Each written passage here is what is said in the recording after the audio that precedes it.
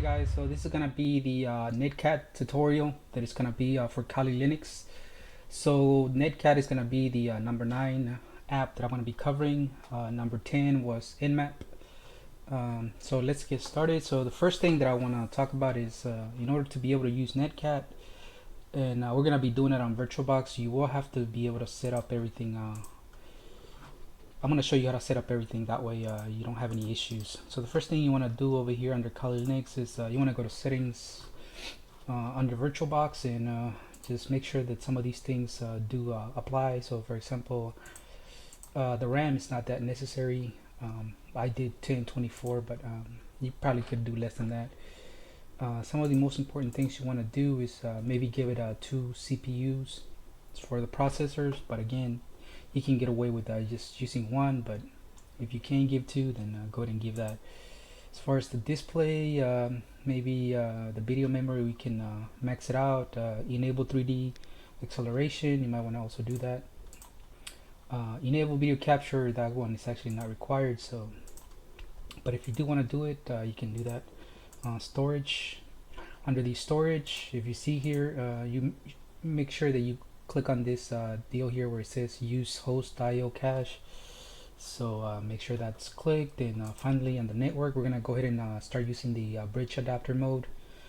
And by default, it's gonna grab the network that you require. You just basically just click on bridge adapter and that's it. So just make sure we have all this ready, and after that just click OK, and there we go. And another thing is in order to be able to use netcat, we're gonna require another instance of VirtualBox. So one is gonna be Linux Mint that I'm gonna be using. So in order to be able to use that as well, we want to make sure that we have in Linux Mint we have netcat installed, but also that we set up the same for Linux Mint. Same settings. We want to make sure that the network's under bridge adapter and all the other previous things that I covered.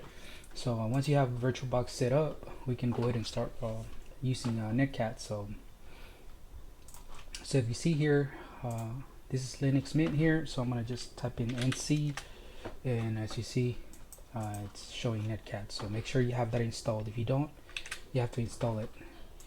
Now Kali Linux already installed, so we don't have to worry about that. So let's go ahead and get into the Kali Linux. So let's go ahead and run it as a live forensic mode. That's always the best way to use it, so that's what we're gonna do. Oh yeah, gotta make sure that I type in the password. Okay, so here we go. Let's go ahead and log in as root, and then of course the password is gonna be root spelled backwards, so it's TOOR.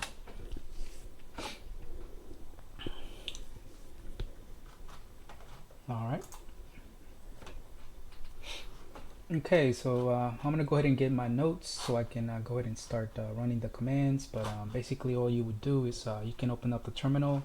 If you want to go to your applications manager and look at it that way, you can go to I believe it's under the easiest way to do it is just go to your terminal and just type in NC, but you can also run it as netcat like that, so same thing. So okay, so the first thing we can do is we can run nc-help, and as you see, it'll give us all these commands. Alright, so the first thing we want to do is something very simple. We want to listen to a port, so we just type in nc, and then we're gonna do tac or dash lvp. L is to listen, V is for verbose, and P of course is for the port. And then we're gonna give it any port that we want. It doesn't really matter. We can assign any number, but just make sure it doesn't create any issues. As of right now, I'm just gonna give it 80, but it could be anything. So as you see, it says here listening on any 80. So if we go to the other instance here on Linux Mint, and we use NC to connect to this one, we're gonna have to go over here and open up a terminal. If you already know your or actually I want just a tab. If you already know your IP, that's fine, but more than likely I'm not gonna be able to remember it, so just if config, and then there you go under inet. So we do 172.16.154, and then we want to say which port we are listening to, so it's gonna be 80. Okay, so that's it. Now, since if you see here, it says connected, so it says this is the IP for this one for Kali Linux, and this one here is the the IP of the Linux Mint. So now if I type in here anything, so I'm gonna say hello there.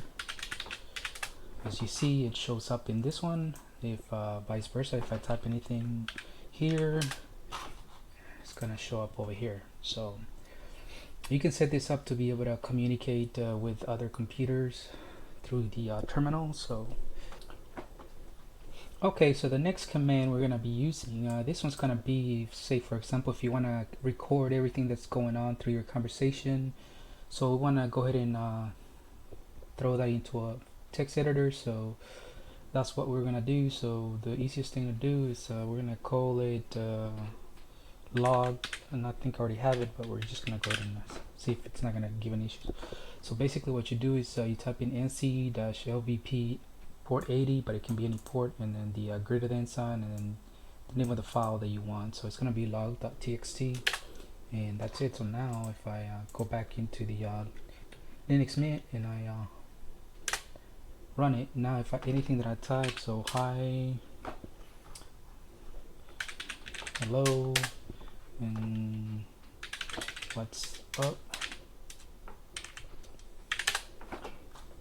alright, and then if I go back in here,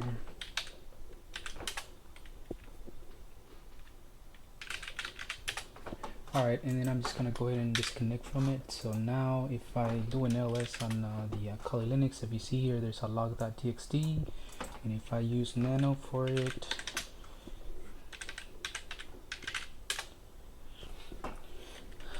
as you see, it saved everything that was communicated from this computer, not what was on from the Kali Linux. It only saved from the remote one. So if you see here is hi, hello, what's up.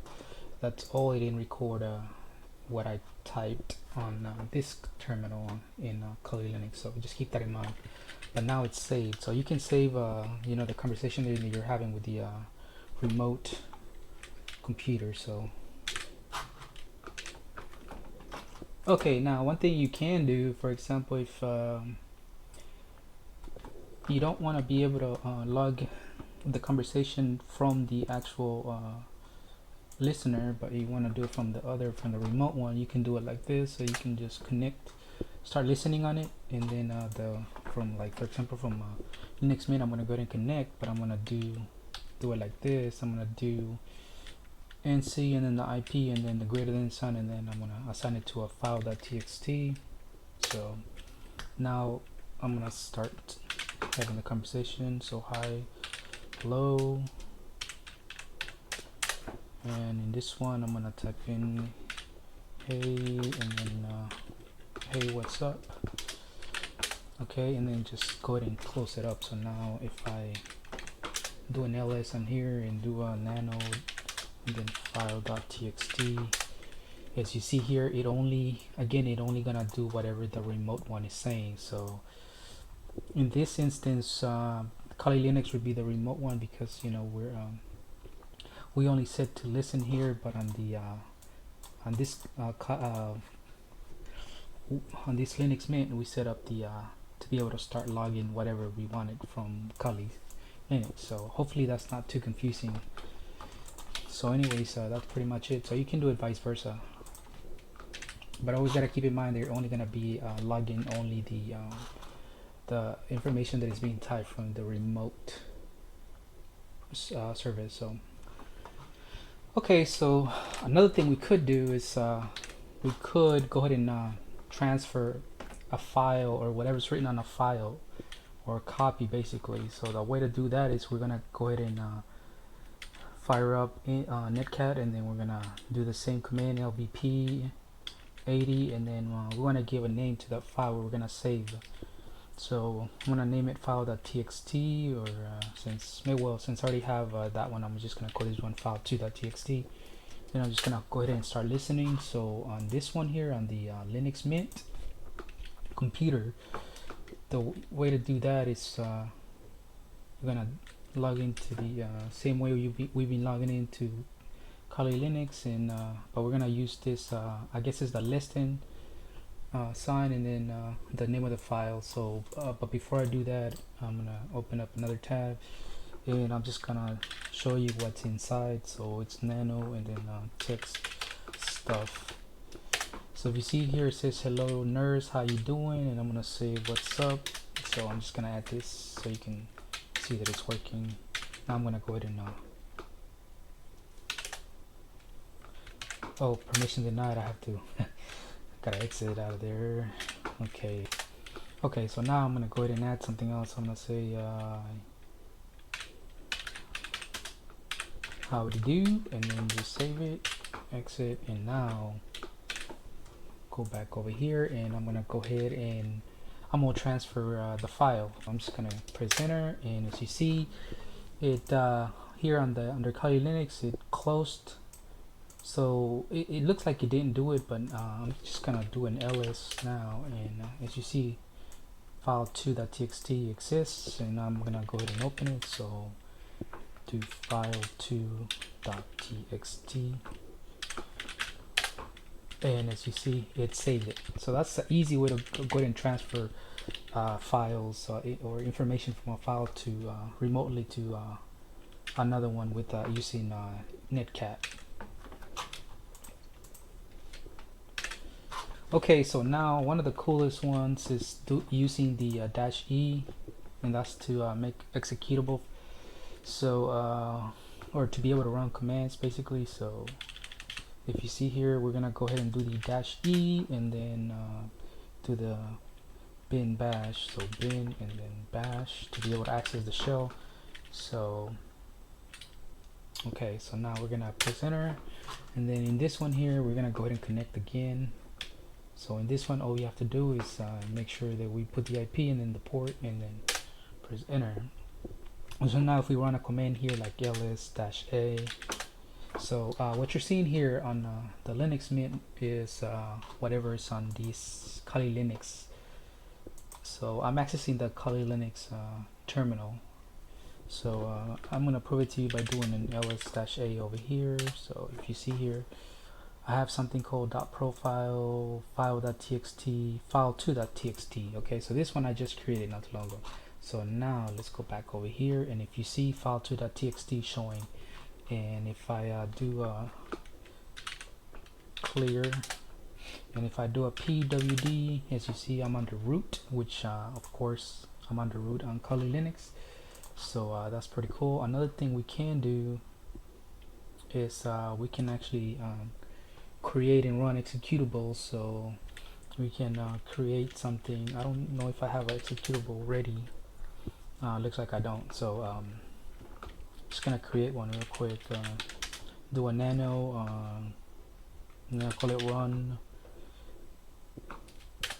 and make sure we put in the shebang, and then bin bash, and then just something very simple like a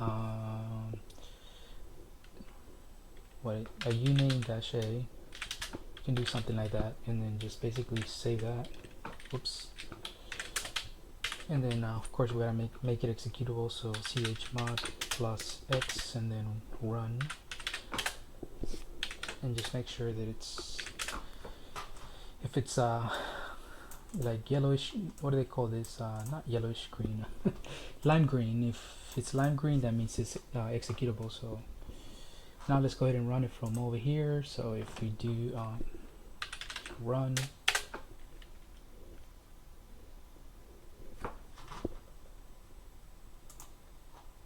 oh wait a minute, no, we gotta do it like this.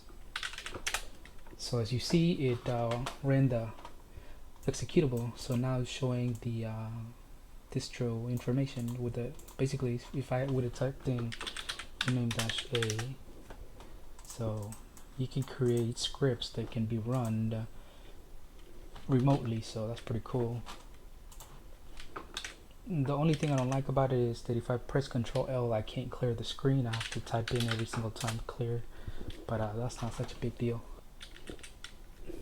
Okay, so another thing you could do with the netcat is you could go ahead and do some port scanning. So the way to do that is you type in nc-c and then v for verbose and then the name of the website and then the range of the ports that you want to scan. So I want to do 22 through 100. So after that, just press enter, and as you see here, it's gonna go ahead and scan for any open ports on my website. So okay, so I'm gonna go ahead and cancel it.